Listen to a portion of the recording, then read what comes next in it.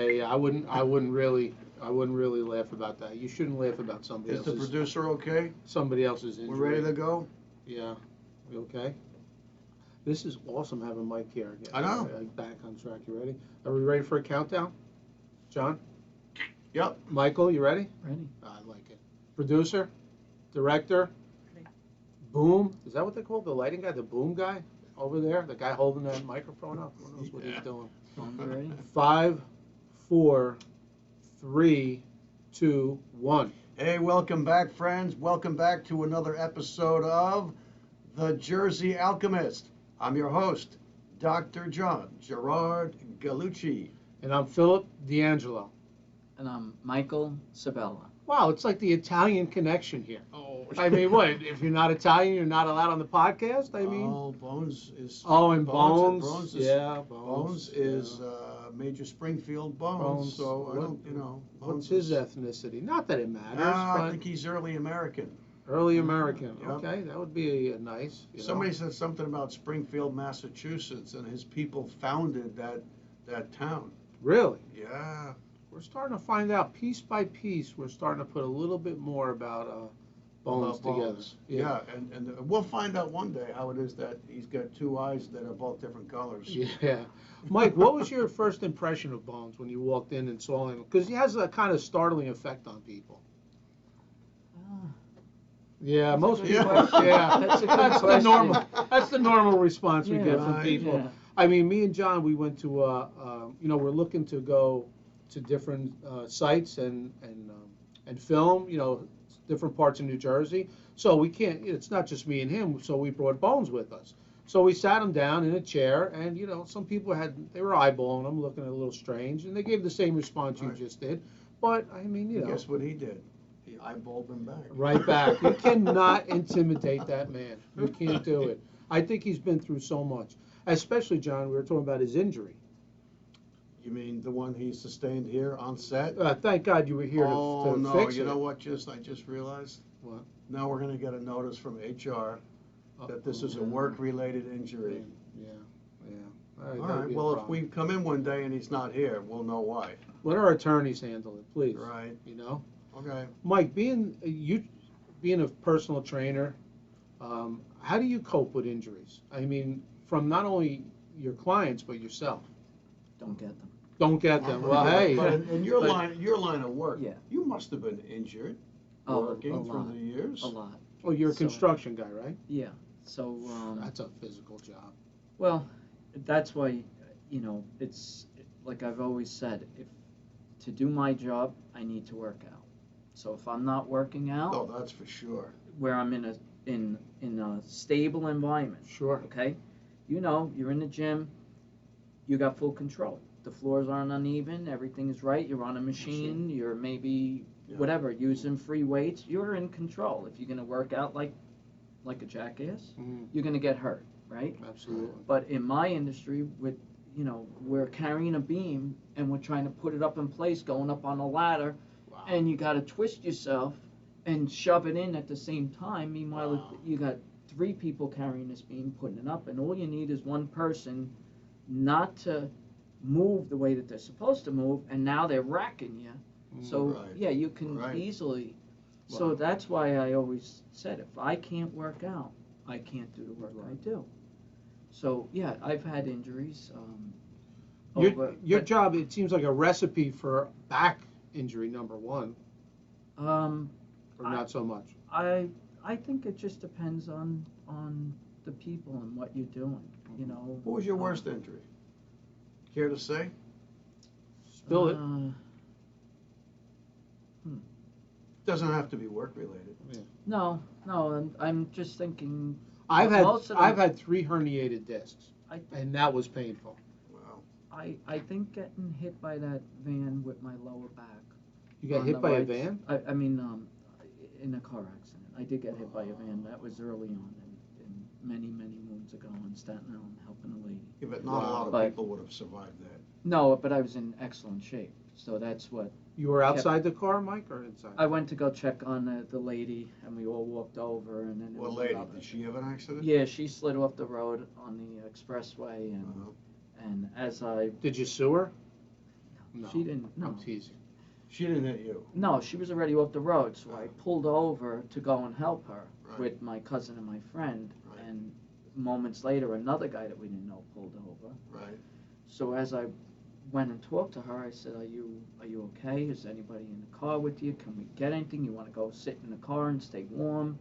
And she was okay. And then the guy that we didn't know, he was older than us, and he talked to her as well. And then we walked in 2x2 formation. So I was in the front two, but Okay. closer to the roadway. And the guy was on the inner part, opposite corner of me, right? Okay. And he grabbed my cousin and my friend out of the way, and one of them slapped my back. And when he did that, I looked and I saw the headlights, and I thought that it was a car, and I would just jump over it. But it was a van. So as I jumped, it creamed me and sent me. Remember the Greatest American Hero, the guy with the orange cape that couldn't land? Yeah. Okay. Yeah. So my Yes. one friend, he's like, "Pal, I'm sorry that I'm laughing," but he says, "All I can think about is the way you were going down the highway." So this that guy this- sent you hurling through the air. Oh yeah, I just like a rag doll tumbling. And So you were the good Samaritan that got Oh, hit yeah, I by got a good another kick. vehicle. No Okay. good deed Yeah, goes but unpunished. listen, I'm a true believer that everything happens for reasons. Yeah, we've Okay. stated that here. Yes. Okay, so, at that time in my life, all I can think about is, well, a couple of things. Girls, right? Yeah. And working out, Okay. okay? Yeah. But working out was my number one You don't think thing. YouTube will take us down for what he just said? I do you? don't think so. I hope not. God help Pretty us. graphic. Yeah. Girls are working But out. all working out, and that's all I did was just, when I'm at work, I'm thinking about working out. Yeah. When I'm not at work, I'm thinking about working out. Sure. When and that was it. I wanted to be the miniaturized natural bodybuilder compared to these steroid jackasses. Sure. Okay. Sure. So, Yeah. because in Staten Island, there were Well, they're everywhere. Jersey was a too. lot, Jersey okay? too. Can I tell you something? In my opinion, Mike, you brought up a good point. Bodybuilding is probably unnatural bodybuilding. It's probably the unhealthiest sport that you can What find. about all the YouTube coverage now? How many On all the bodybuilders are dying? that are dead. Yeah. They're all dying. Yeah. What are they putting in their bodies? Well, I think All it's a sorts of shit, right? combination of, the thing is. I thought is- steroids were illegal. CDS, controlled dangerous substance. Yeah, well, think Well, about remember all the when, natural. Stallone got caught in Europe going through the airport with Yeah. a gym bag and he had steroids and Well, they arrested him. He says, "Well, I'm an actor, and." but well, I even guess, professional sports people. Sports. Everybody has to outdo the next guy. We had a guy on Staten Island Mm-hmm. that he was racing pigeons. Okay, Yeah. He's not And- fast and he can race a pigeon. he would race pigeons against other people with pigeons. Sure. Right? Oh, Okay. I thought he was racing pigeons. Go out Okay. there with the stick. So one guy, his pigeons were beating everybody else's pigeons.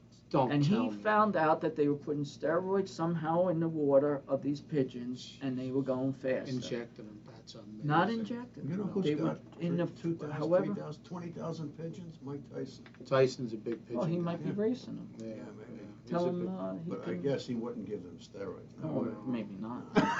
Wow. No, you have that's to ask Mike that. Right. that's unbelievable. I'm Sports- Mike. Yeah. Right. You know. Performance enhancing drugs in sports is out of control. I mean, Absolutely. Alex Rodriguez. Let's go to baseball. I mean, baseball. They talked about the hitters. The pitchers were on them too. You know, You know? but you know what I think? Roger Clemens picked up 10 miles an hour on his fastball once he hit 40. That's. Well, who was And I'm a who Clemens was the fan. guy that? Well, Sammy Sosa, the guy who Mark McGuire, and then there was the other guy that played for Barry the Jets. Bonds. Yes. When he first started, he was skinny as a rail. At the end of his career, he looked like Yeah. he Do looked you- like Ronnie Coleman. Now, yeah. Now, Mike, maybe you can. Is this true or not? And John too, on the medical side, they said that Barry Bonds grew an inch because he was taking so much growth hormone. Is that true? They said he You grew know, an inch. I don't know. I think the way I understood this, and this is not my field of expertise, here's my disclaimer. If you give a child growth hormone or steroids, their growth plates and their long bones close earlier.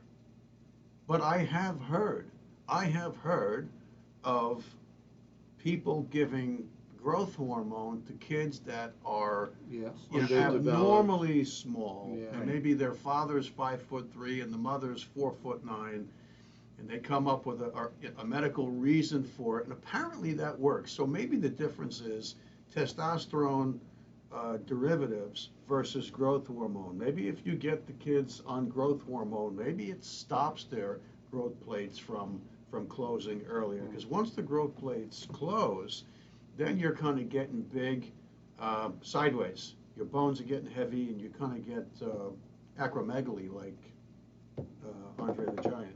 Your skull gets thick. I know basketball players are taking them. Well, the great years.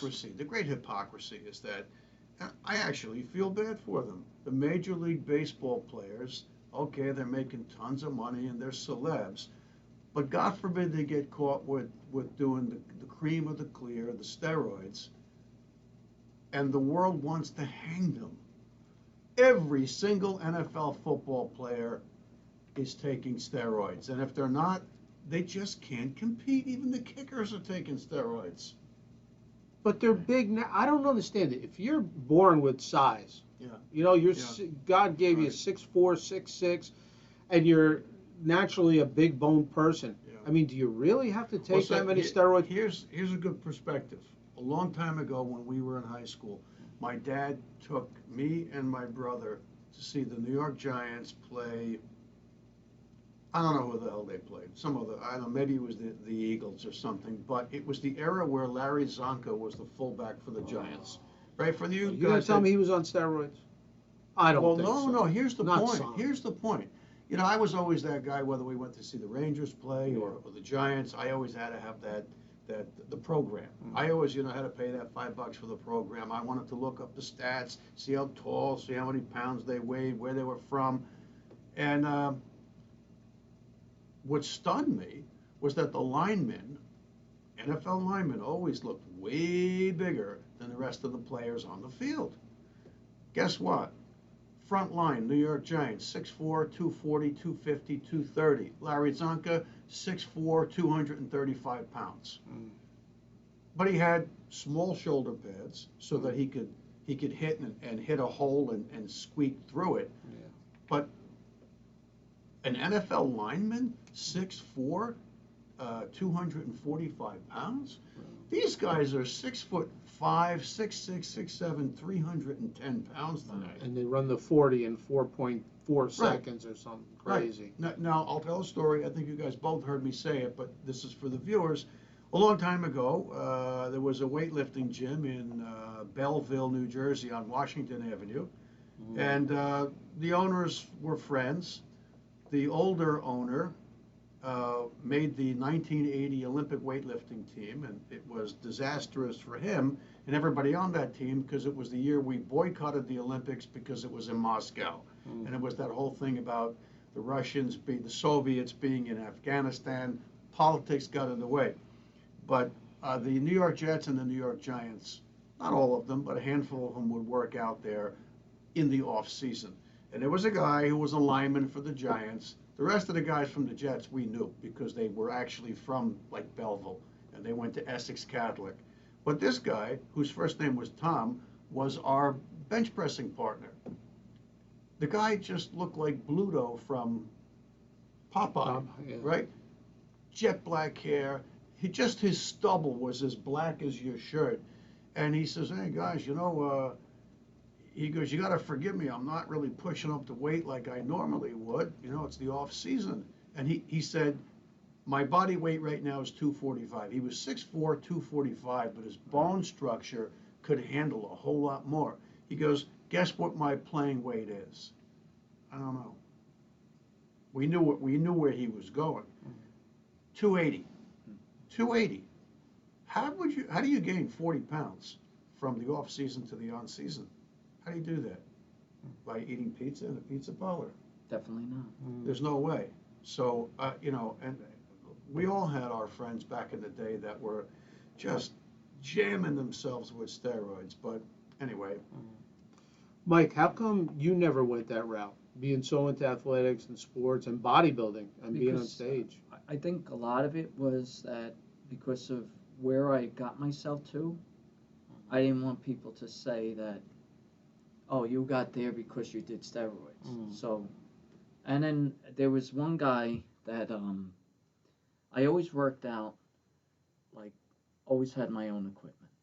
Okay. So there was one guy in the gym, and he said, read this book, Death in the Locker Room. And it was all, like the first chapter, you and I could understand. You probably would understand the whole book being a doctor, but the first chapter was enough to read. You didn't really have to read because there were so many complications and everything else. So even like today, like when I was training the kids for anything, for any sport or anybody just wanted to work out, I would try to give an example.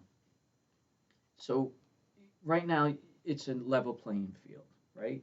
So the guy decides to take steroids. So he jumps up and you're here. You're at the lower part. He can only take the steroids for so much time and then he has to come off. So meanwhile, the guy that's natural keeps plugging, right? This guy comes back down because he can't stay on it. So he's not going to lift as much. He's a lot smaller. Yeah. Mentally, now he's getting screwed up. So what does he do? He doesn't, so he's got two options, the guy that's on steroids. Mentally, he took the dark route, right? And the easy road. Yeah. So he says to himself, well, why do I got to work out? It's winter time. I'll just take a cycle and look good for summertime or whatever. So that's his mentality, that he wants to look good for a certain time and he's going to go on his cycle. Meanwhile, the natural guy is continuously working out. Training. So now that steroid guy is down here because he doesn't want to work out without the steroids. Now he's got two options. Do I speed up my cycles that I'm not going to be off as long? And now he's going to have health problems. He doesn't want to work out without the steroids. Right. Yeah, maybe you just nailed one of the core pieces of psychology behind people who do that. It does affect your psychology, your mental, your balance. There's too many health risks, and it's not worth it. The natural guy will always beat the steroid guy, period. You look at most steroid guys that did steroids, okay, years ago, they're fat. They're fat today. Yeah. Okay. Yeah, they're fat. How about performance? I mean, sports-wise. Well, they're performance-enhancing drugs, yeah, right? There's no comparison. You are definitely getting like a boost and a half from them compared to the natural guy. But again, you can't keep them going to keep your performance up. Listen, who knows what happens? You lose your hair. Maybe you can't. Your partner goes dead down below. Your bones grow out, right, from joints. Oh, sure. Okay, you have kidney problems. You have. I mean, there's a list and a half of things. Or you die. You can have a table of 10 of us. Yeah. That do them, and maybe 2 guys are perfect. 2 guys die. This guy can't, have his performance anymore with his girlfriend or wife, and someone else loses all their hair. Another guy has bone problems and kidney problems, and there's no like dotted line to. Would you say when you take steroids, you're altering your DNA? I don't think so. Is that not it? I don't think that's my true. point being, can you, by changing your infrastructure of your body, your chemistry, because you are changing your chemistry to an extent, okay? Sure. Can that affect you if you have children? Yeah, sure. Can that affect your kids? That I don't know. Because I do know some people in the past, being in gyms for a long time, and they were, drug takers, and unfortunately, some kids were born with some issues. Really? Oh, yeah. And maybe it's a coincidence. I mean, you don't know that. But, I mean, why take that chance? I mean, that alone. It's not, if you're going to use an enhancing performance drug, whether it's growth hormone, Sure. steroids, or anything, right? Yeah. If you're gonna do that, and even to take it a simpler step down, Yeah. okay, you're a 19-year-old kid, and you're working out. Your testosterone is through the roof, right? Right. If you start putting it in from a foreign Yeah, substance, exogenously, your right. body's going to stop Stop. producing it. True. Yeah. So now you just affected your natural testosterone levels because it says, hey, why should I produce this when he's giving it to me from the outside source? And we're not talking about steroids. We're just talking about like a testosterone boost. That's a great point. What do you guys feel about TRT, testosterone replacement theory?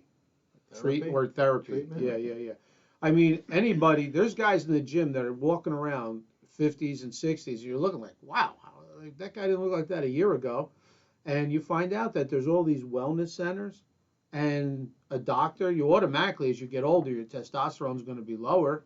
And they're giving muscular and they're testosterone. trim? Yeah, and they're in great shape. I mean, but these doctors. Maybe I got to do that. These doctors are giving this stuff out like it's candy. I could name 10 people that are 50s and 60s or on testosterone therapy, right? And they don't work out. They're just taking it. They still look good, and they don't. Well, they look okay, but they're telling me that they can do, run a mile, do somersaults down the road. I mean, well, I'll tell you what. I have a friend of mine, a former associate, who was a great surgeon, and then while he was still a surgeon, he could have opened up one of those wellness centers. And now that I believe he's retired from surgery, he's a few years older than me.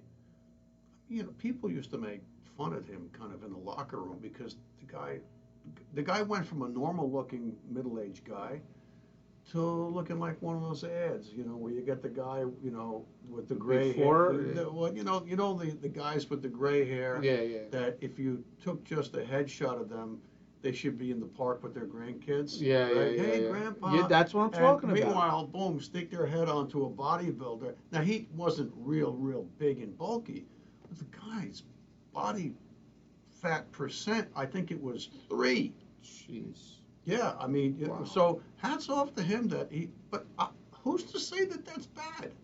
I don't know. Is it bad? I mean, Mike, have you heard anything about this? Listen, to be honest, we talked about dieting on a previous episode. I would so love to do something like that and all of a sudden start changing my chemistry to drop my body weight, my fat. I shouldn't be 230. I just, again, I'd like to keep things simple. If you're going to go outside and you're going to start putting substances in your body, regardless of how they are, you don't know. You don't know what's going to happen to you. So, again, keep things simple. Let your body is a machine. And if you can mentally get yourself challenged to meet the goals that you want to meet, you will get there. What about these athletes that, especially the baseball players, they say they take steroids to repair an injury? Is that true? I'm sure it is, but that's a convenient way of. I know, that's what I'm saying. You know who really got that whole Lance Armstrong thing was amazing because that was blood doping. But he got caught blood doping, correct? And steroids too, though. And steroids too. But didn't he have testicular cancer? Yes. And I don't know the rest of this. I don't know if anybody in the world knows, if he ever actually discussed all of it. But, maybe he had. Look, if the guy had bilateral orchiectomies, both testicles being removed, you got to be on steroid replacement therapy. Yeah. Or at least, I'm not an endocrinologist, but I would imagine so. He still has his adrenal glands, but both testicles, and he was a young guy. Then the question is, if that's true, does that preclude him from competitive athletics? The funny part about that, they said in that Tour de France, they'd probably have to go to number 12 to find somebody who wasn't on steroids. Who's not, right? So he was probably the best anyway, because everybody that was anywhere near his heels, so to speak, sure, you can turn the screw if it's bothering you. It tightens it up.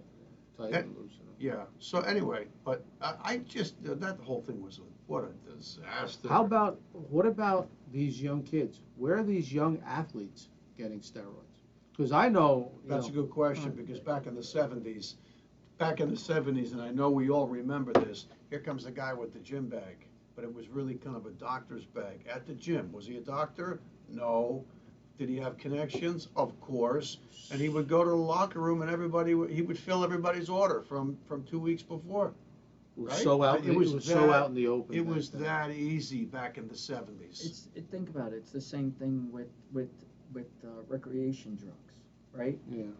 I mean, you think to yourself, well, where am I going to get it? All you have to do is just start, like, spreading a little word that you want this or want that, and, Yeah. and before you know I it, guess. so and so is going to say, oh yeah, you know what, you can go see There's whatchamacallit always over there. a doctor that's Well, it's not looking even to. it's the black market, Yeah, right? yeah. So I mean, Right, and then I heard a roast the other day on YouTube. It was one of those Hollywood roasts. And they had made a comment about how, an actor takes a role and he's 5'9", 150 pounds, and for the role, he's 5'9", 220 and ripped. Wow. Yeah. And Wow. ripped. wow. And nobody wonders, and they don't even think it. Everybody's conditioned to say, oh, look at so-and-so. Wow, he Yeah. looks so good. He was training hard. Yeah, he was I training mean- hard. I He mean, was listen- And training his hard. diet, And then they yeah. then they have the gall to do interviews. Oh, tell us, Mark, how you did it. Oh, just a lot of training and Yeah, my great coach. great coach, and I have a personal chef. And Right, yeah. Well, yeah. I mean, listen. There's, especially on social media, one of the athletes. I mean, I love the guy, The Rock. Okay. Yep. I mean, the guy Come on, trains. he's obviously on The guy trains like an animal.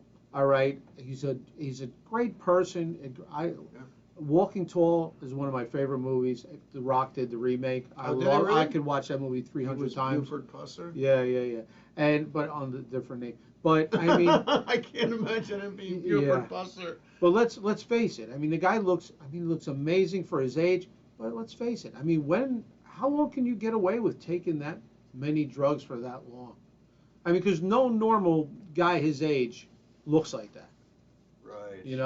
I mean, he's above and beyond. Low body fat, tremendous physique. Well, I think pretty much Arnold, is pretty much completely over the hill and done. Well, he's in Oh, his 70s. absolutely. He's in his Absolutely. 70s, right? And I think Stallone is still messing around, but I used to follow Schwarzenegger and both Stallones, Frank and Sylvester, on Instagram. Yeah. And every morning, Frank made a video from the parking lot at Gold's Gym. Oh, wow. And then he would take shots and take videos of their workouts in the gym. Okay. And he mentioned one day that at the time, I think he was, I don't know, 60-something years old. Hmm. And he said, guys, he was doing abs. He goes, if you don't do at least 200 crunches in your bed before your feet hit the floor, when you're in your mid-60s and on, he says, you're dead. He goes, your abdomen is just going to undergo muscular atrophy, and it just, you may have had a 32-inch waist, now it's going to be a 42-inch waist. And he says, and you don't even have to have fat on your abdomen. It just expands. Mike, you want to comment on that? Well, talking about bodybuilders, Mm. in that era of Schwarzenegger, I would pick Frank Zane. Okay. Because even if you see Frank Zane, I don't remember if he passed away or not. No, he's alive. Okay, so if you look at Frank Zane today, Mhm. he's looks awesome. He looks outstanding. I remember seeing a picture of him when he was competing with Arnold and everybody Sure, at that sure. era, right? And you see him now. The guy looks remarkable. Fantastic. Okay, so did he do steroids? Did he 100% do he did. less He than had to. everybody He had to, else? Yeah. Okay, so I think again, keep things simple. If you're gonna get, it's good to want, but at what expense? Mm. Oh, yeah. So if you're a young kid and you want to become something, you got to realize that you're going down a path that can either take your life or make you great. Okay? And at what expense are you going to do this? And then how many other people are going for that same position? Right, And but you do agree that when we were kids, I mean kids, right? But I can remember maybe like once a year, once every 2 or 3 years, Wide World of Sports would show like 3 minutes of Mr. Olympia, Yeah. and you'd be like, you're used to watching the Giants, the Yankees, the Mets.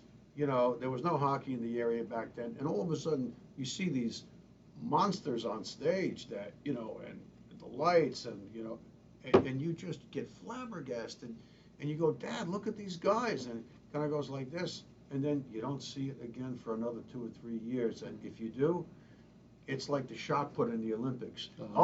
And there's Gerd so and so from the Brussels, and one throw, and it's back to the marathon every lap. You never. I couldn't figure out why don't they put this on TV? Maybe the producers knew that it was basically it was the great combination of genetics, hard work, and steroids that got them on stage. Right? I don't know. I mean, you think about that too, that, hockey still is not like a big publicized sport. Well, no, in a relative sense, it's right. not. I mean, and the money's not as big as baseball, basketball, or football. So I think it's what really calls the attention of people, that what they want, right? So, I mean, you can almost, I don't know, is soccer? Well, the American public got shortchanged because no high school kids watching Wide World of Sports ever saw anyone throw the discus. Or the shot right? put, Or the the hammer. shot put. Or the hammer. I love those Hammer's throws. amazing. It's just crazy. But, John, Mike, what a great episode. John, this could go on and on and on. Yeah. If you had to alchemize, John, would you? Could you? Well, okay, let's think of it from this standpoint. The human heart has desire. And when you attach yourself to desire, you become leveraged. And in the words of Gautama Buddha, if you want to be truly at peace, detach yourself from all desires, which almost seems like an oxymoron. It seems ass backwards. You're here in the third dimension, and you start feeling the body that you're in as soon as you slide out of the womb. And immediately you have desires. You have desires probably to leave this place, to go back where you were, where it's nice and warm and you don't have any crazy noises or bright lights, or the room is freezing cold, or some nurse is scraping your skin with a rough OR towel. That's why babies cry, oh God, I'm back here again. And we said that before. The human heart desires to be accepted, to be loved, to succeed. And when you attach yourself to that desire, you automatically leverage yourself. It's like the kid who's got this just unquenchable desire to be the prime minister or the president. And if he doesn't curb his enthusiasm or her enthusiasm, the only way they're going to get from point A to point B to where they think they want to go is to all of a sudden start knocking over those dominoes of desire, which means you've leveraged yourself. Now you're gonna do something that you would not normally have done to make it through that next portal, that next gate, right? I hate to bring it up, but you know what? We're talking about desires and about working out and being a professional athlete, and I want to be the next, Mark McGuire. I want to be the next, Hank Aaron. I want to be the next Arnold Schwarzenegger, whoever it is.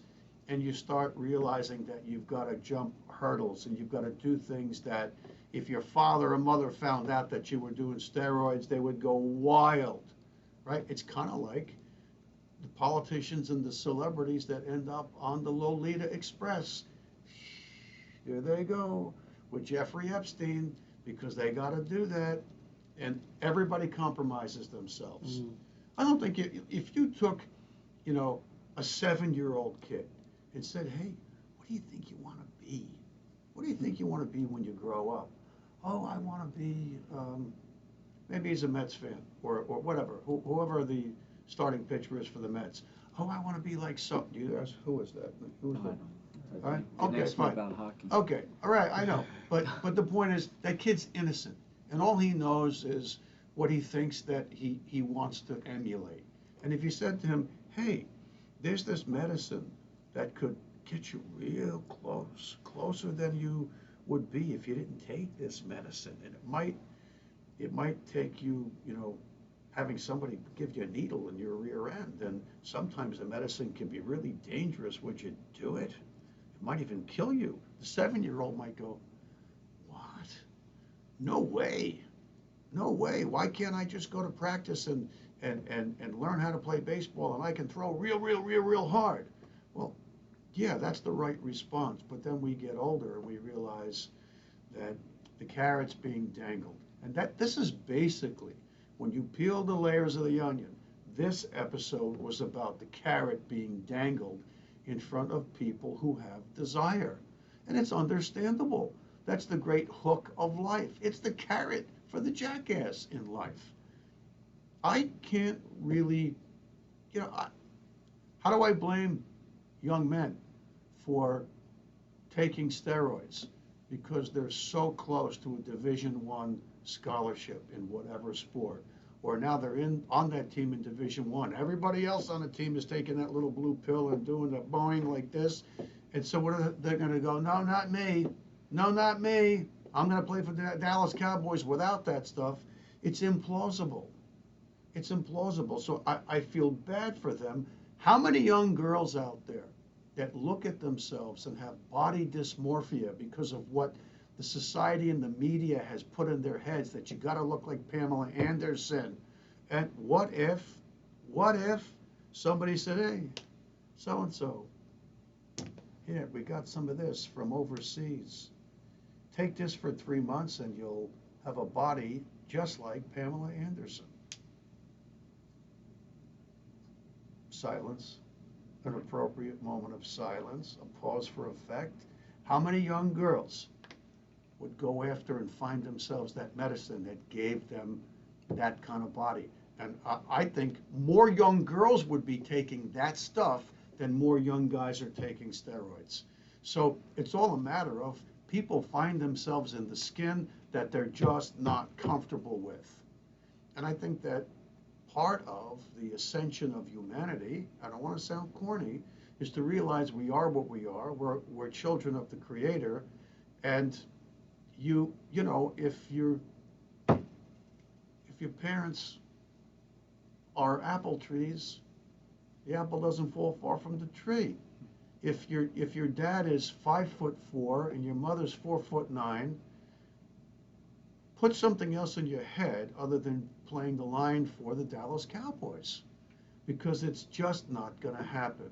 And for the guys that are that big and are that close, I can understand, but you know, desire can lead you to compromise yourself, and it'll lead you, unfortunately, more people are led to death and destruction than the people who actually make it to the top. And what's the average lifespan? I don't mean to stay alive and breathing, but the average lifespan of an NFL football, is it 2.5 or 3 years? It's short time, Three three years? years maybe. Yeah. Right. And then you get some of these people who've been playing the line for like 19 19 years, and years, you don't know who they are, but they're there all the time, and Yeah. it's like, what? Or look at one of the New Jersey Devils defensemen, number 3. 21 years? Danico 21 years time, without, I yeah. think, a serious injury, and I always saw him almost crack his head at the Bridgewater Arena. But anyway, I just hope and pray that society comes around so that people don't have to desire to be somewhere that requires compromising themselves and compromising their truth and taking potentially dangerous drugs. That's really all I wanted to say about that. That's Anything all. else? I think That was that's, a great job as that's usual. Michael, John, Thank you. fantastic episode. Everybody, thank you for joining us on the Jersey Alchemist. If you like what we're doing, press like and subscribe. Tell your friends. Peace.